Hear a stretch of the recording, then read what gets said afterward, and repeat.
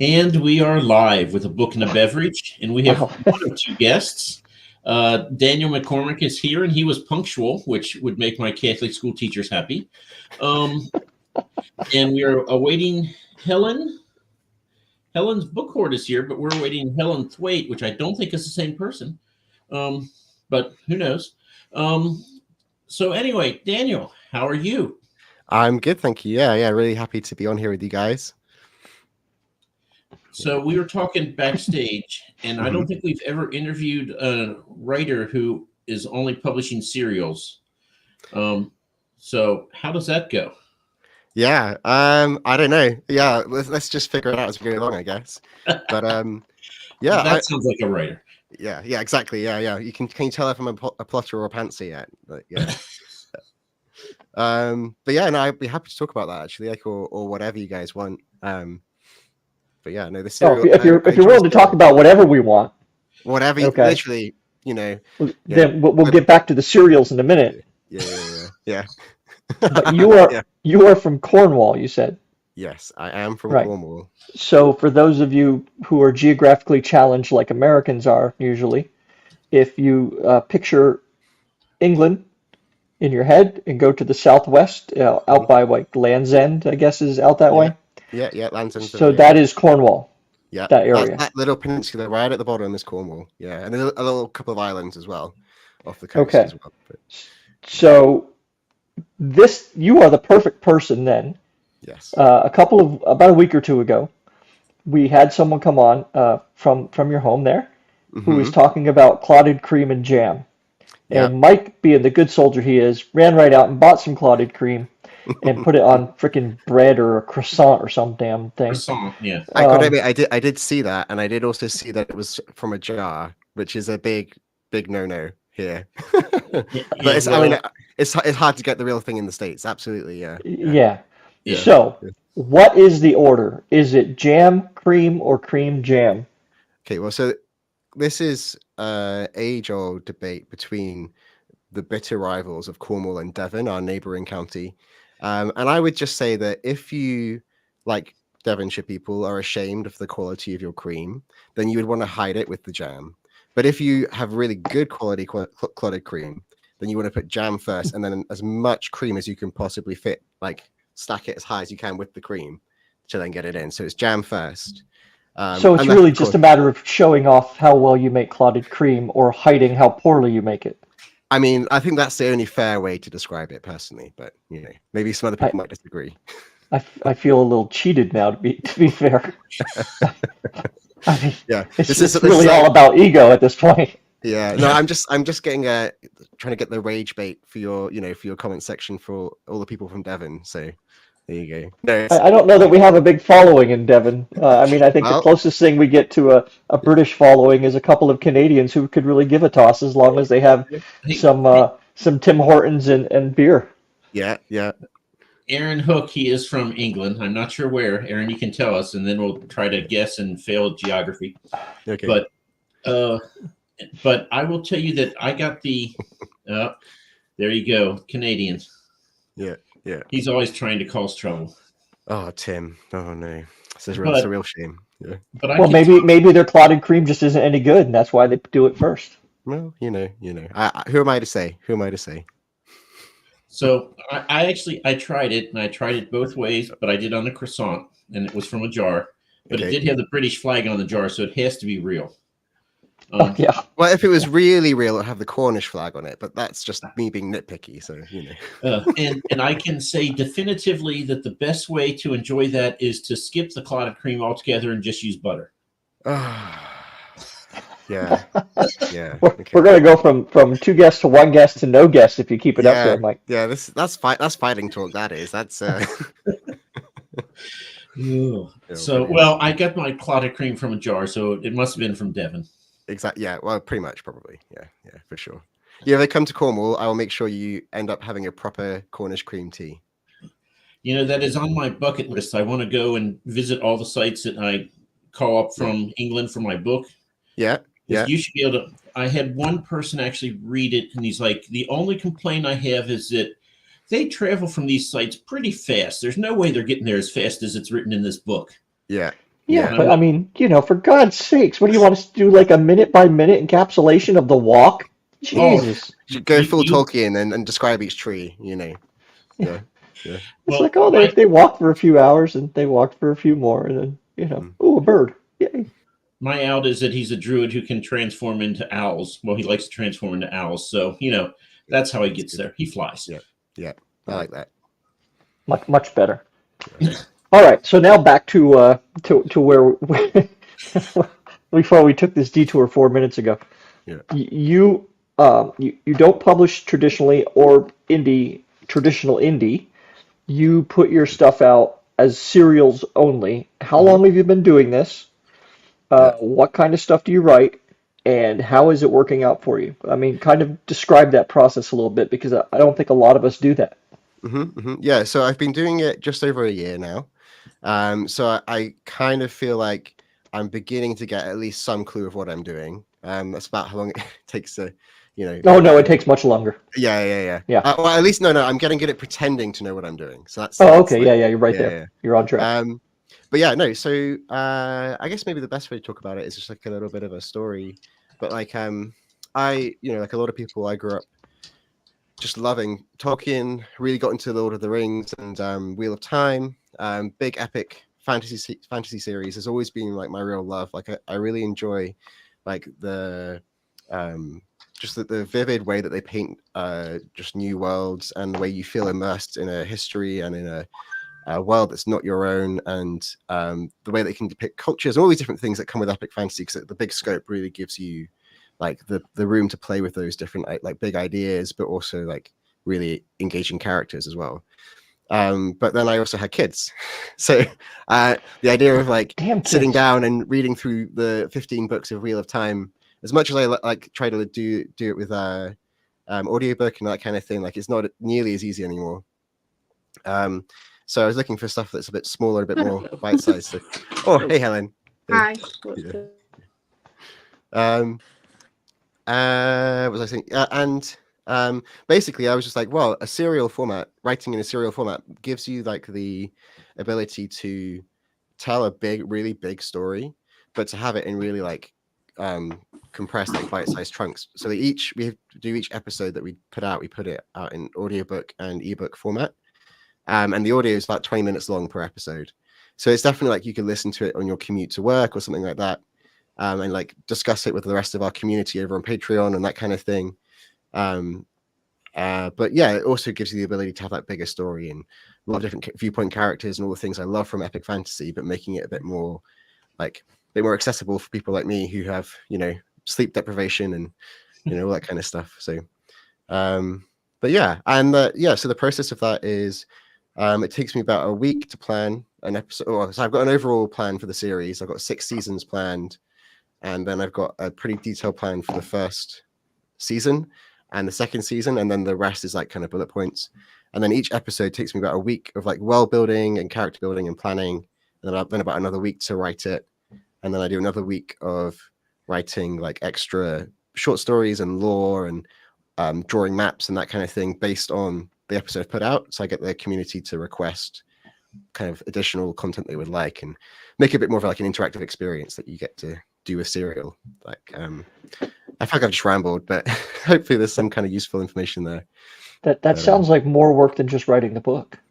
Yeah, for sure. But it gives room to tell a story like in a really collaborative way. So because I write an episode each month, I then give that episode to our artist and our musician, and then they create a piece of artwork and a piece of music based on it.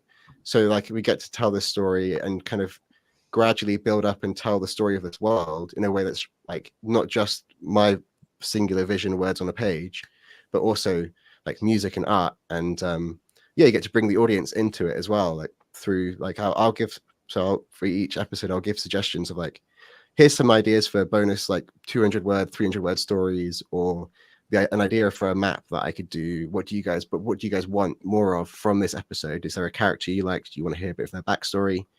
That kind of stuff. But it just makes it really, it's just like I guess it's like I like the social side of it, of like actually talking to people, like I think and you get to your ideas get to spark off of other people then as well. I'm not just sat there in my room for 3 years or 10 years like Tolkien took to write Lord of the Rings. I get to have get to talk to people, real life people. Do you have a pretty good following now? I mean, I was like 50 people in our Patreon, which for me, after a year, is like absolutely amazing. So, yeah, I mean, I don't know. I'm just kind of winging it to be honest, and just see where it goes. But And one last question, real quick, before we jump in and say hi to Helen. So you have a Patreon, so you're getting paid for this, but it sounds like you're kind of doing this each week as you go, as opposed to having a bunch of chapters ready to go, so you can just ensure that there's a constant stream of content every week. Yeah, that was the idea initially, to have like a load of backup. But then my youngest child was born, and then my wife had surgery, and then blah blah blah. So the idea was to always have at least a couple of episodes in hand. I'm trying to work back up that kind of backlog of content, backlog of episodes. Hoping to get back there eventually. But yeah, kind of flying by the seat of my pants a little bit. But it's fun. It's exciting, and yeah. All right. Yeah. That sounds kind of crazy. Yeah. But it does sound fun. But yeah, it would certainly be. I guess if you have a really engaged group of people, that would make it a lot easier. Yeah, and I think it's like, I think we've got like, there's a few people who just kind of are just there to read the story, and that's all they want to do, which is great. And then we have some other people who are really like engaged with the characters and with the story, and like we're giving feedback, and they like do the beta reading and all that kind of, so they're really like, they want to be part of that creative process with us. Where can they find you on Patreon? How do they find you on Patreon? So it's just patreon.com/Tales of Teltra, TELTRA. Hold on. Yeah. I can put it in chat, maybe. I don't know. Yeah, do that. That'd be great. While we're saying hello to Helen, you can write that in the chat. That'd be fantastic. Sorry, Helen. Thank you. Hey, welcome, Helen. How are you? Hi. I'm all right. Thank you. So it's the first time we've ever brought someone in from the chat. So do you have a comment on how to eat scones with cream and jam? Yeah. We will I talk mean, I kind of get both points, to be honest. I don't eat scones as a rule, to be honest. So, yeah, I know, terrible, isn't it? I don't drink tea either. Oh my God. I didn't think I'd ever see the day. I was going to ask where you're from, but now I think we should keep it a protected location. Right. Where on the island are you from? I'm in Swinton, which is outside of Manchester, up north. Okay. Does drink tea. I thought that's where like Yorkshire was where tea kind of. Yeah, my parents are from Yorkshire. I'm a huge disappointment. So, tell us about your work. Oh, good grief. Yeah, so I write. I think the loosest term, sort of biggest umbrella, is I write speculative romance, which is basically it's like sci-fi romance and fantasy, and I like shoving a love story in there. Blame my sisters for having Mills and Boon book. I was raised on Doctor Who and Mills and Boon. It's a very strange upbringing, and I think it translates into my writing a lot. So, for those Americans here with us, Mills and Boon equivalent Harlequin. Here would be Harlequin romances, yeah. So how did your sisters, how were they to blame? Well, they were the ones buying Mills and Boon books. They are 8 and 9 years older than me. So yeah, I was reading stuff I probably shouldn't be reading from about 8 years old. And you decided to just write it. Did you write when you started? Because you started in what's the best genre term for where you started writing?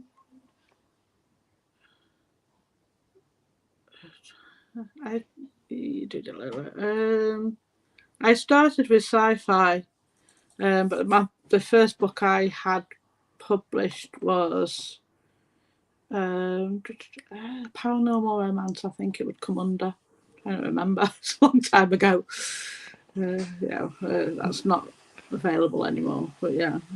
So, But you've done some romance. Yeah, it's all romance in like speculative subgenres. Oh, okay. So you Yeah, haven't done like weird pure romance. romance then. It's all been kind of like fantasy, I've written romantasy, I one. guess what they call it. Yeah, I've written one contemporary romance. It's just sat there doing nothing at the moment because it doesn't. I enjoyed writing it, but then I came to editing it, and there's just like, I've done it now. There's no particular desire to. Whereas, I just like writing weird stuff. Nothing the matter with weird stuff. Well, Mike, you look like you're going to say something, man. I was going to say, so are you all self-published? I was small press published up to 21, I think. And then I got my rights back, and I republished 2 of my novellas by myself. There's very little change. I changed the covers, but beyond that, I didn't really edit them any more than they were, because they were edited through the small press. So yeah, so they are out at the moment, but yeah, I'm looking at going traditional. I've entered a couple of competitions with my current. Well, it's not a whip, is it now? It's drafted and done and going out to the world. So it's exciting. She says, doesn't sound very excited to her. It's just such a long process, but it started. How many books do you have? Yeah. Hey, Mike and I are starting to think like each other now. All right. Hey. I have 2 I have 2 out. I have 2 novellas available, but I've written 8 or something, and then I did a series of shorts that were basically interlinked, so sort of episodic, because I wanted to try doing that, and it was really good fun. I loved, and I probably will do it again at some point, but it's a lot of work. It's a lot of work, because they were basically, I was writing a short novella a month, and surprisingly enough, I burnt out after that. After the final one was released, my brain just went nope and fizzled out. So that was fun. So EL wants to know, would you say your work is more romance in a sci-fi fantasy setting, or more sci-fi with romance? I think it's leaned slightly more to romance in a sci-fi and fantasy setting, but I do world build, and I try to get it more or less equal, but it's character driven. So I suppose the romance comes slightly ahead. Okay, and El Montague always saves us by asking questions. Yeah, we should have seen this question coming, actually. So Daniel, tell us about your room. It's not your room. You're muted. That might not help things. Yeah. No, I didn't break into this house, but it isn't my room. This is actually the studio of my good friend Josiah, who does all of our music for our epic fantasy serial. So each episode, I send it to him. He creates a piece of music for that episode. But so we've got but I can tell you about him if you like. He's pretty cool. He's a big part of this whole kind of epic fantasy serial thing that we're doing anyway, and we try to be kind of collaborative. So he's got he's got a couple of hokusai kind of I don't know, get my massive head out of the way, the wave, and some dudes playing. Oh my goodness, there we go. Some dudes playing chess. He's got like a nice electroacoustic ukulele. But he's also got a really nice microphone and a good webcam, which is why I'm taking advantage of his studio. So you do all your audio stuff, and you don't have a studio of any type at your house? Not necessarily, but So, like a microphone or whatever to do that kind of thing with? so I don't actually do all the audio narration. So I've got Okay. so my friend Josiah does the music. My other good childhood friend called James, he does the audiobook narration. He's also got a really cool podcast called the Worldcraft Club. That's really worth checking out. And he's just got into freelancing as an audio narrator for different books, and he's done a couple now. I think he's really good, but I'm biased. But yeah, he does. So all the first 3 episodes free on our Patreon. So if anyone wants to go and hear James's dulcet tones, but yeah, so he's got the whole setup and everything like that. So I'm just kind of, I'm the weird writing monkey in the background, and then you have like talented musicians and narrators, and then my father-in-law does the artwork predominantly, but also my sister and my stepfather are also artists, so they're doing some work for it too. So it's a real like family and friends kind of endeavor. Yeah. So EO wants to know, are you active in the community of writers, or is it just actually? Oh, go ahead. Sorry, no, I was just going to say active in the community of writers. England's got a really big writing scene, which is good. I'm part of the British Fantasy Society. I went to FantasyCon last year, which was really, really good. Made some great friends and connections through that. I've only actually been back in the UK for 2 years. I've been abroad for about 6 years. So it does feel like I'm slowly getting more plugged in to the Cornish writing scene, going to slowly meeting other writers down here. But like my whole family, a lot of my friends, they're all creative in different ways, musicians, and I play music myself. And yeah, I just feel like I've got a good kind of creative community around. Yeah. Where were you traveling? So I lived and worked in Bosnia for 5 years, and then in New York City for 1 year before that.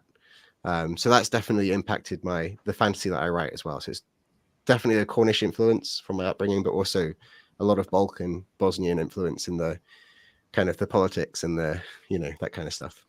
All right. And Helen, how about you? Do you have artist friends? Are you in the author community? Tell us about you. Yeah, definitely in the author community. I've got a few on Discord. I'm actually going to FantasyCon. I wish I was. I'm not going this year. I wish I was. I'm not able to make it up this year. Yeah, that would have been fun. So I'm doing 4 panels, and then I'm moderating another 2. Oh my goodness! So yeah, for my first year, it's quite sort of That's like a lot. Okay. Yeah. Definitely, you'll appreciate the bar afterwards, I'm guessing. So there's always there's a good lively scene down at the bar as well, which is there's a joke that it's not so much a fantasy con as it is bar con, and everyone just kind of, like a lot of like the really good connections that I end up making were just hanging out and chatting to people as well. And but yeah, that's a heavy workload. Where when is FantasyCon? It is in 2 weeks in Chester. It's a sort of it's lower northwest. Yeah, ish. It's north of the Tamar. It's north of the River Tamar. So. No. Yeah. And Mike and I are laughing. We have no idea where the hell you are. So I know where these are. He knows. Yeah, Mike knows. It's an hour and something from Manchester. If you drive. Yeah. That's not helpful, is it? So actually, in my book, they go to the gorge there by Chester. I can't remember the name of the gorge now because, memory. Wish I had one. But anyway, I know vaguely where it's at. But I do want to say, EL, no, we in fact did not ask anyone to hold up books. You are estimating our abilities here. So do you have any books that you can show that might be a challenge for you, Daniel? But I can maybe screen share my Patreon page. I don't know. Helen, do you have any? Have you put your Patreon in the thing yet? I have the old covers. I don't have the new ones. Because I didn't go for print when I re-released. But I have the old ones. Shall I go get them? I could go get them. Yeah, I mean, why not? Give me 2 secs. I'll put it on the window. I can super quickly just show you guys. I can screen share super quick if you want. Okay. Yeah, if that's helpful. I don't know. It's a Saturday here, why not? Let's Yeah. give it a shot. Okay. No, I can't. That's about right. Oh, wait, no. Plop. I don't know if that's is that Oh, showing? wait, there we go. There it is. Ooh. Okay. Yeah. So, yeah, I don't know. So basically, this is the Tales of Ultra Patreon. Like on the collections tab here, there's like the first 3 episodes for free, and so you got like the audiobook versions for 1, 2, and 3, and then there's like the ebook versions for each of them as well, and then like background lore, and then you've also got like the music and that kind of thing as well. But yeah, Can you just scroll back up to the top, please, Daniel? Yeah, sure. To the homepage, I guess. Yeah, to the homepage, sure. Okay, thanks.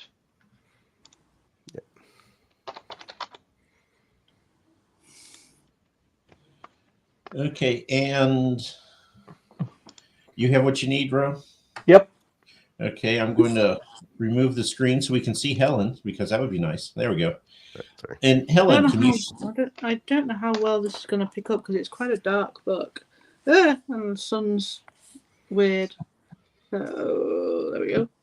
So that's Archangel, which the cover actually hasn't changed that much.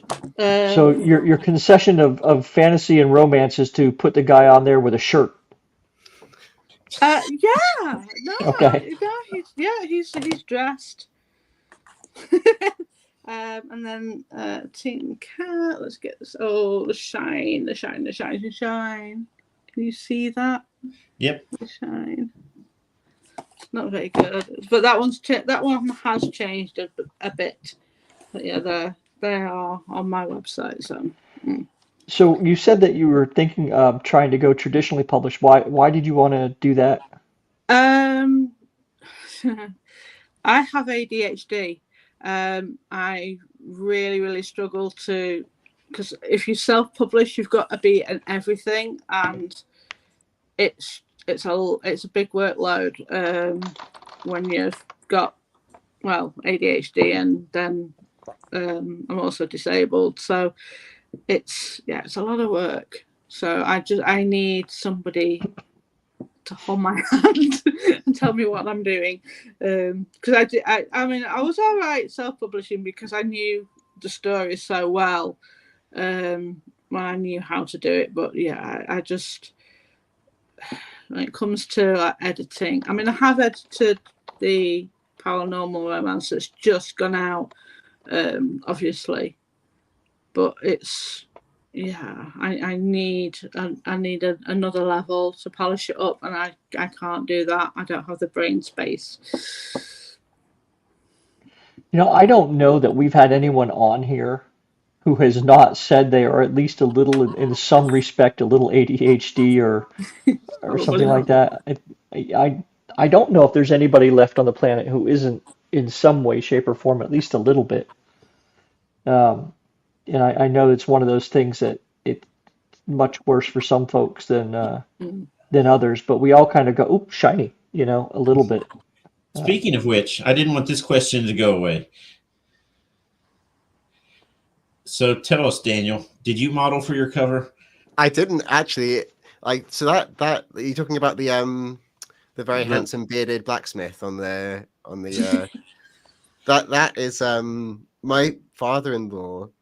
Just as I was kind of like beginning to write this story, he just off his own back decided, I want to create a bit of artwork based on what Daniel sent me as like a little whatever. And he just sent me through this image, and I was like, got it on my phone. I was like, what on earth? Like, that's insanely good. So I think he did like vaguely model it on me to some degree, but I think that character's got a bit more of a stocky frame than I do. So yeah. Daniel, we're all very jealous that you just happen to have people around you who are like, oh, hey, here's some artwork for your book that's perfect, for your story, perfectly based on it. There you go. Also, I'm going to probably make you more jealous now. My mother was an English teacher for 30 years, and she does all like the You're like editing? the proofreading and like kind Yeah. of all the copy Okay. edit kind of We're having stuff, some technical difficulties, folks. Daniel. Dan's just gone now. Yeah. Exactly. We have a ban from studio button here, Mike. Did you know that? Yes, but don't tell EL. Well, he's not in the thing, though. Well, we can ban him, though. Trust me, I looked. Can we? Oh, yeah. Oh, we can. Yeah. We know how So- to do it now. So, Helen, how about you? Do you have a whole family and friends around you to do all the stuff for you? No. Okay, so you're No. So jealous. you're like too. the rest of us then. Yes. This is why we're going traditional, because I don't have. No, I don't have anybody around me. Also, that's so sad. No. Yeah, earlier you were saying how it's insane that I do all this kind of like month by month publishing and everything, but like it is genuinely because of a lot of the friends and family who have been really generous, you know. So I'm aware that it's not at all a normal circumstance, and I'm very grateful for it, for sure. Oh yeah, ride that as much as you can. Absolutely. I was going to say, when you were talking about your schedule, all I kept hearing was, and another deadline, and another deadline, and another deadline. Yeah. Oh my God. I would look, like twice as old as I look now if I had to hit all those deadlines. And Yeah. Mike started this month with, the very kind of robust goal of 1,000 words a day, every day. And today is the 28th, so I expect he's done about 35,000 words. Mike, how many have you done? As of the 17th, I'd written 13,000 words, and I'm still at 13,000 words. Fantastic. But hey, I got injured, so. And how did you do that? I failed my dexterity roll as I tried to catch the glass jar before it hit the counter. Was it the jar of clotted cream? Actually, no, that's clotted cream. I would have just let it fall. That's not worth trying to catch. Yeah. At least not the stuff that I got. Yeah. Oh, EL says, show us your wound. If we don't see it, it didn't really happen. So this is the last bandage that I have, and I'm not going to buy new. So that's a work injury, right? Yes. So like you can go on like compensation or it's a something. workers' comp case, yes. Workers' comp. Nice. Yeah. I noticed you were smart enough not to catch it with your fingers. That was a good move. Yes, and anybody who wants figures, cut yourself like early in the morning to get half a day off work. I was in the ER for 4 hours, and I got back at 3:40 p.m. And we always leave at 4 on Friday, so not really a good plan. I would not recommend it. It was bad enough where you had to go to the emergency room? I got 4 stitches. Ah. Oh, I'm sorry. I meant to say I have 7 stitches. I told everybody I was going to lie and say I got 7. My brothers have a rule: if you get like 3 stitches or less, then you didn't even need to go to the hospital. You're just being a wimp. It doesn't count. So I It's only a flesh wound. I've had Wes. When the doctor was doing it, I'm like, how many stitches am I getting? He's like, well, we got 2 so far. I'm like, okay, I have to have more than 3. Make them really small. No, so yeah, I ended up with 4, so I'm it's okay. It qualifies. I don't lose my man card for that, at least. At this point, I don't jury's even still out on that. where it is, but details. Okay. I did freak out our safety person because she's like, yeah, you'll have to go to your primary care physician to get the stitches removed. And I'm like, I'm doing that myself. Now, Helen and Daniel, you probably know this from living in New York for a year. Mm-hmm. He couldn't just walk in and get stitches done and leave. There was payment to be made for Mike's work, at least. I'm assuming that the company picked up the tab on that. Yep. Yeah, well, that's good. So there's a hint, folks. If you're going to get injured, do it at work. Yep. And the safety person's like, can we just do a steri strip? Because then it's not a recordable incident. and he's like, no, it's on the hand. He's going to be using his hand. We have to do stitches. So she was unhappy. But, All right. So what is next for both of you? Daniel, I'm assuming you're going to continue with with this project, is there an end date for that before you start Uh, something different? So I'm hoping to have it all finished within the next 6 years. But I do have Jesus. other projects that I want to work on alongside that as well. But yeah, I'm a bit over ambitious maybe. But I do have an idea for a so I guess in a way like more inspired by the Cornish side of things. And a bit more of like a fantasy / historical fiction. There's a local saint called Saint Neot, and there's a bunch of really cool legends about him and myths and all that kind of stuff. So I've got an idea bubbling away, brewing in my head now of a leaning more on the fantasy side, like retelling of his legends and myths, but working in some like Anglo-Saxon history and some Arthurian imagery. And yeah, I don't know. I could ramble for ages, but maybe that's not the best idea. But that's Yeah, you can ramble for about another 30 minutes. okay. Good. You said 6 years? So I put out an episode a month. Each season's going to have 12 episodes, and it's going to be 6 seasons. So it will eventually, when it's all finished, it'll be about the same length as the Lord of the Rings, basically. So that's.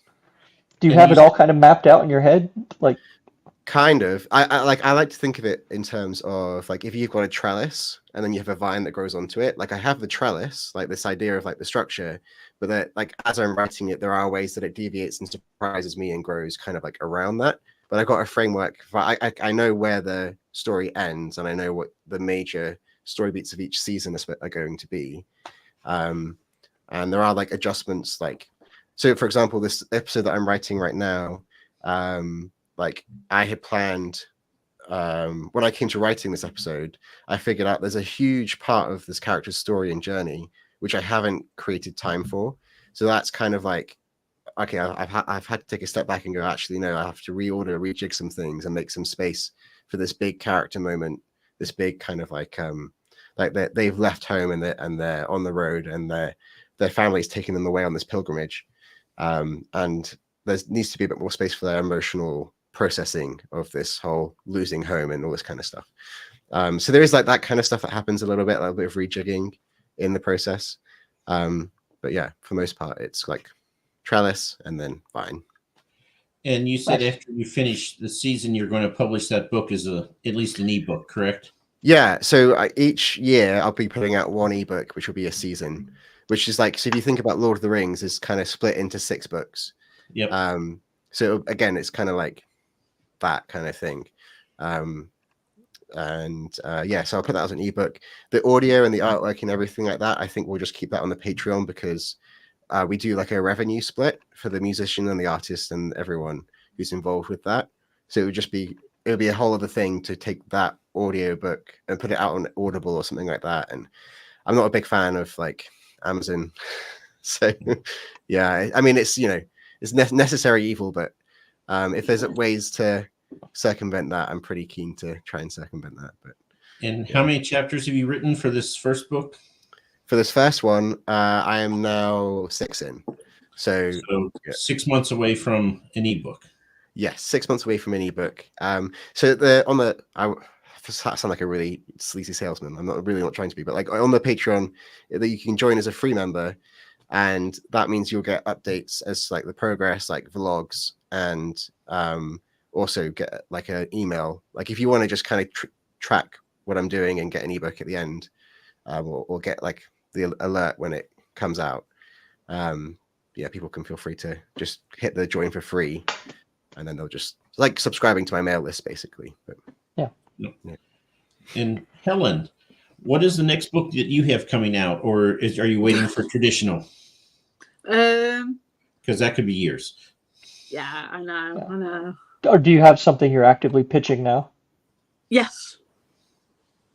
Yeah, I have a paranormal romance that I'm actively pitching. I love it to bits. I absolutely adore this story, so I'm really hoping somebody's going to pick it up and share my adorable characters with the world. I have gone on to a sci-fi romance, heavily inspired by Star Trek, and a little bit of Doctor Who in there.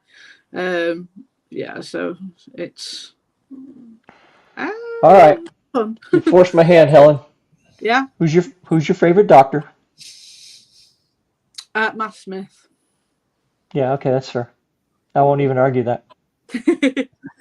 But All right. I've watched Doctor Who since Tom Baker, so I'm an old school Whovian. I've watched it for years and years and years. But I think for me, there's just something about Matt. He was very. I mean, when he was first announced, I thought, like a lot of people, this guy is way too young. But that first monologue against the Atraxi, it was all of a sudden, he has a way of portraying the age, the wisdom, and it's just like, actually, no, I'm on board. And then it's just like, yeah, it's definitely the one I've rewatched the most. But I mean, I love all of them. I'm not. I think they definitely had periods of much stronger writing. I think the Matt Smith period and the David Tennant period were very strong writing. Yeah. The last couple, Yeah. I mean, I agree. I mean, the last season that's come out and Russell's back, the shoot is brilliant. I just mesmerizing. But yeah, I agree. I mean, but then again, classic Who. I mean, we had some really, really dodgy ones. I mean, yeah. Oh God, I'm trying to remember the name of it. nobody else knows either, so that's okay. It's a Talons or something or another, and it has the Chinese character. Well, supposedly, oh my God, it's so racist. Yeah, it's bad. So, Trek-wise, I am obligated by contract that Mike made me sign that Not if a guest mentions Star Trek first, Yes. I get to ask who is your favorite and least favorite captain. Least favorite. Oh gosh, that is hard. No, it's not. No, I don't know if I didn't see a lot of Voyager, and I didn't see a lot of Enterprise, but I don't know. I don't know who I'd say was worse. I don't think. Maybe Janeway, just because she made some really questionable decisions. Excellent. Yeah, I'm going to get myself into trouble. No, not at all. That was because you exactly want the my right answer. favourite. You want my favourite captain, don't you? Yeah. I mean, it doesn't really matter as much now. You got the right answer out of the way. My favourite captain, Liam Shaw, hands Who? down, without a shadow of a doubt. The only ship I would get on is the Titan A. Who? Because I know I'd get home. Which captain? Liam Shaw. He is a bit part in Picard season 3. Oh, okay. All right. If you haven't seen Picard season 3, you'll probably go, who? But yes. Yeah, that's exactly what I was doing. Yeah. We're supposed to be on the side of Picard and Riker, and I'm like, nope. Is that the Q season? No, it's the one after. Okay, I haven't seen it. No, it's because Picard is on one of those weird channels that almost nobody gets. So it's on. Over here, I think it's on like Paramount Plus or something. Yeah, it's on Paramount Plus. Is it not on Amazon? It was. I don't. Over here, I don't know if it's still on Amazon. I think it is, but I watched it on Amazon because I couldn't be bothered with the ad breaks. Yeah. I mean, it's okay. There's a lot of fan service. There is a lot of fan service. I mean, at the time I loved it, but nostalgia is not a plot. which I've said before and I will say again, I get into trouble with these things. There is a throwaway line in the last episode that made me want to throw my entire laptop out of the window. Oh my God. Share. Come on, you got to share. No, I can't because I get into trouble. Woohoo! You overestimate our reach on this show. Oh, and our no. Well, no, our reach. Yeah, that's good. No, we're nearly 4,000 miles away from you. It's all good. No, I'm not going down that. I really not. Someone shows restraint. Those that know me know exactly what I'm talking about. But yeah, I'm going to be good. This is how we get to know you, Helen. You see, this is it's these kind of details that people want to know. You're gonna make me, aren't you? Okay, so you haven't seen it, so this is going to be really. I'm going to have to do a very, very condensed. So we are. I don't even know what year we were in. I think I've forgotten. But basically, Picard has had a message from Beverly Crusher. They go and hijack. I'm going to go right in there. They hijack a starship. They hijack the Titan A with the help of 7 of 9. It's captained by William Shaw, who's hello. Anyway, but they it's so convoluted. They have to get an older ship because of Borg things and changeling things. So they go to the. I can't remember what it's called, but basically there is a shipyard full of the old ships. And we do this lovely pan round and have all the themes from it's really very sweet. But Geordie has rebuilt the Enterprise D, I think. Oh yeah. Okay, I know exactly what you're talking about. They call it. And they board it, and on the bridge, Picard goes, well, the one thing I've missed about starships is the carpet. Now this is honestly, out of context, that sounds like why is that a bad line? The reason that is a bad line is because we have Riker who's got kids, we have Geordie who's got kids.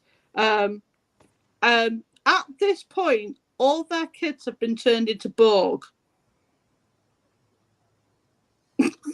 That is my problem.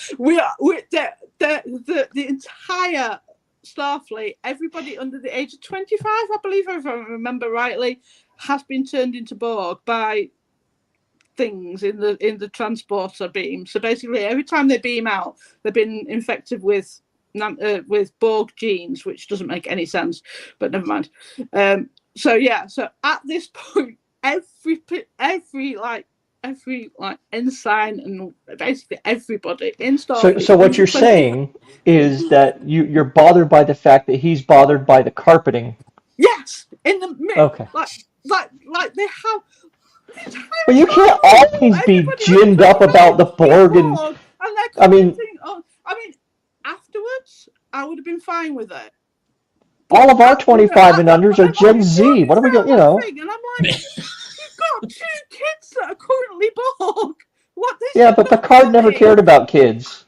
Oh no. So no, I know, but I can't stand it. I can't rewatch that episode. I hate it. All right. So much. Anyway, there you go. So you know what? You probably shouldn't have said that. No. Well, the only person I'm actually that bothered about finding this out already knows about it. So there you go. Well, then. So, Daniel, do you want to jump in on this, or do you want to not touch this with a 10-foot pole? What? Yeah, no. Sorry. No. Daniel's more of a Red Dwarf guy. Yeah. Oh, Red Dwarf is great. No. I haven't watched any of the new season, but yeah, I love Red Dwarf. I mean, if it's got spaceships in it, and I watch it.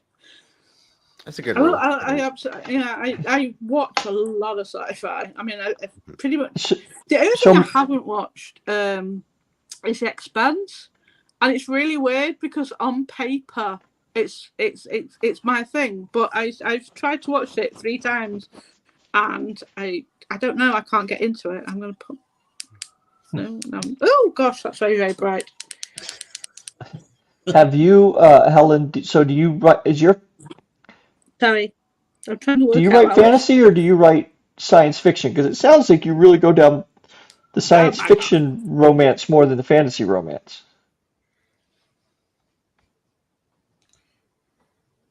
And she's been turned into a Borg. Okay. I've killed it. Oh, there she's back. Killed it. Did I kill it? Was that me? You know, actually, you know what? I'll throw my bedroom light on. That'll work. Oh my God. All right, Daniel. Oh, there we go. Oh, that's. Oh, look, you see me. Sorry. Told you, ADHD. My brain goes all over the place. What I've written so far is sci-fi romance and paranormal romance. I keep sort of dipping into sort of fantasy. I haven't written a full-on fantasy yet. It will happen eventually because I love Tolkien and everything. Like, yeah. And Dragons of the Pern and all that business. Yeah, I read a lot of fantasy and I watch sci-fi and read fantasy. Don't ask. Well, that's well-rounded diet. You're good. I think so. When you're not tending to children, Daniel, what are you looking at or reading? Yeah, so like at the moment I'm working my way through the Books of Earthsea by Ursula Le Guin. Just absolutely wonderful, amazing books. And gosh, what am I watching at the moment? I'm not really watching much at all. It's mostly just like books when I get like a little bit of a chance, writing, and then just hanging out with my kids and my family. And I'm really into my music. A lot of time just like enjoying some music and that kind of stuff. And but yeah, nothing in terms of stories. Like I would say like my number one favorite stories are gonna be like Wheel of Time, and then the Books of Earthsea, Tolkien, and then I think for films it would probably be like do you guys know Children of Men? It's like that's a sci-fi film, kind of near future film from like I think the 2000s or something like that. That's really excellent. And then like the Ghibli films like Princess Mononoke and that kind of stuff. So Studio Ghibli? Yeah, Studio Ghibli. Like I really love that stuff. Yeah. Yeah, some of that's all right. For Wizard of Earthsea, have you read all the books in the series, or where are you at? I've just finished Tahanu, and I'm about to read the Tales from Earthsea, and then I'll obviously finish with the other wind. So, yeah. I did. Do you have like a particular thing you wanted to ask about the Earthsea books, or just like So I'm going to give another hot take. Okay. I love the first 2 books of Earthsea, and the third book was fine until the ending, and I've read it multiple times. I'm like, I don't even know what this gobbledygook means. I have no idea how it ends. It makes no sense. And I tried reading Tahanu, and I was like, this is even worse. So I like the first 2.5 books, and then I'm out. Yeah, my absolute number one favorite book is the second, the Tunes of Atlan. I feel like it's just so perfectly paced. I remember when I first read that, the beginning is so heavy, like with this like portraying this young girl in this really dark, horrible circumstance, and I was just like, oh my goodness, she's dragging this out. This is really like, this is not the adventure that I expected from the first book at all. And but then by the end of it, with the conclusion and just like how it all hangs together, like for me that's the perfect little fantasy book. And it's only like 50,000 words long. It's not like this big massive thick tome.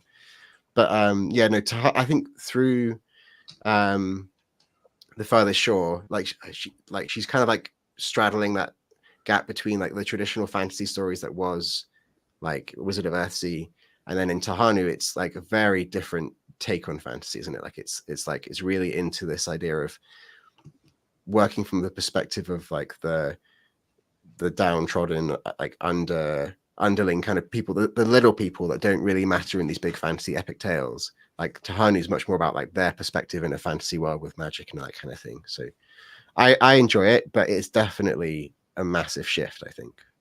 Like from All right. if you're keeping score, that's Joe Abercrombie, G.R. Martin, and Ursula K. Le Guin are the 3 authors who I just will not read anything by anymore. Really? So, and I never start at Wheel of Time because there's just too many books and they're just too thick.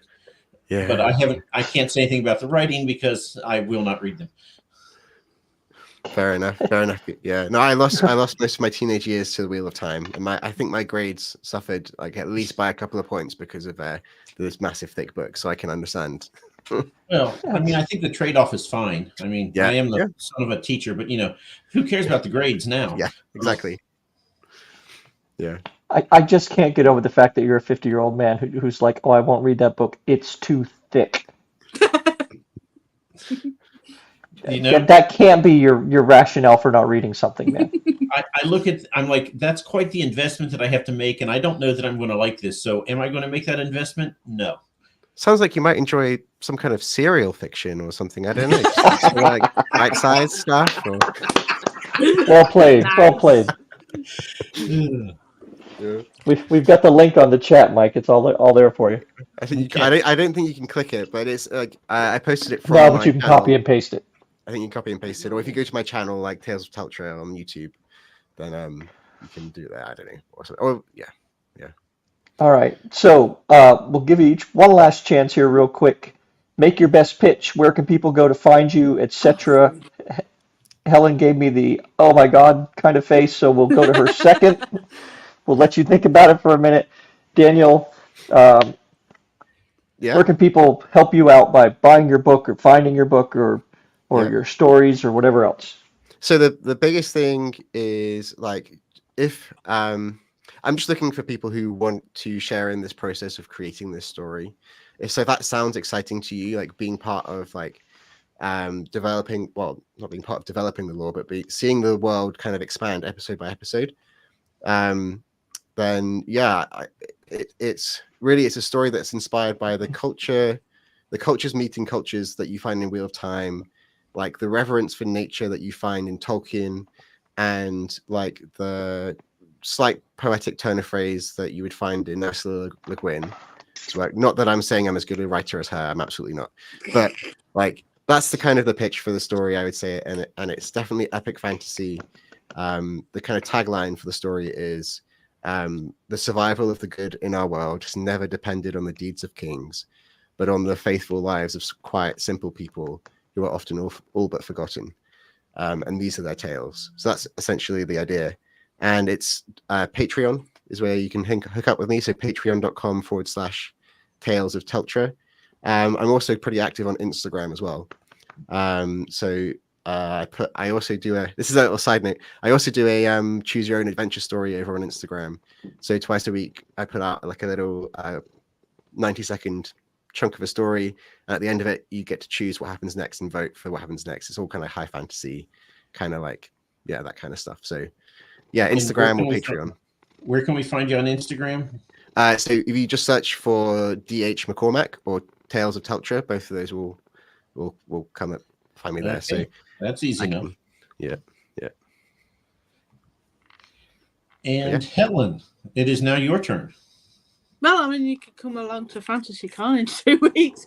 I'm really looking forward to that. It's gonna be a lot of fun. We're talking about Dungeons and Dragons a lot, and then Muppets. Don't ask. But we are covering epic fantasy. That's one of the panels I'm modding. Other than that, I'm kind of on X. I'm trying to wean myself off it because it's a cesspool. But I am on Instagram, not very frequently, but I'm very active on Threads.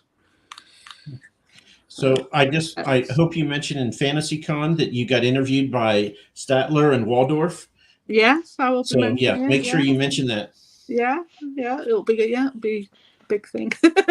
They have a Discord. I did post. I don't know if anyone's watching. Hi, if you are, this is what you've got. I do apologise to those I'm gonna mod. Poor things. They have no idea. But so thread is Helen_Thwaite, which is basically everything else because I have no imagination when it comes to usernames. But yeah, I mostly on threads, trying to get into that. And then occasionally on X, but I'm trying to get off. Get off it. It's hard. Yeah. All right. And it is about 7 p.m. where you guys are. It is. So it is tea time. And Yeah. if your clotted cream is good, by all means put it on the top. And if it's horrible, shove it underneath. And I guess the best explanation I've heard of it. So we're good there. Yeah. Mike, anything to... Yeah. Sorry to say, I'm glad to be spreading some Cornish propaganda across the globe. So that's good. So I just want to say we will be back on Tuesday evening, October the 1st, and we have a book launch and a beverage with Dave Lawson. If you've not talked to Dave, you have missed one of the silliest people that's on Twitter. So yes, looking forward to that because I think he can out-silly us, but the gauntlet has been thrown down and we will try.